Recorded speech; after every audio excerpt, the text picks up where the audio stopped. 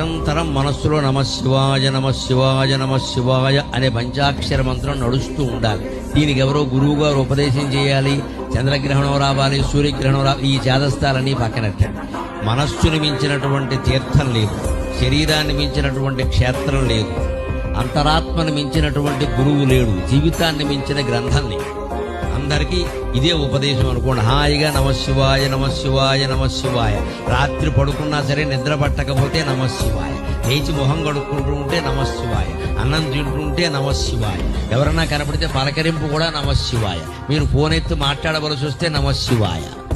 ఇంత ఇదిగా భగవన్నామాన్ని మనం సొంతం చేసుకుంటే అన్ని రకాల పాపాలు కాదు, సకల కర్మలు నశించిపోతాయి. నిరంతరం మనస్సులో నమశివాయ నమశివాయ నమశివాయ అనే పంచాక్షర మంత్రం నడుస్తూ ఉండాలి. దీనికి ఎవరో గురువు గారు ఉపదేశం చేయాలి, చంద్రగ్రహణం రావాలి, సూర్యగ్రహణం రావాలి, ఈ చేదస్తాలన్నీ పక్కన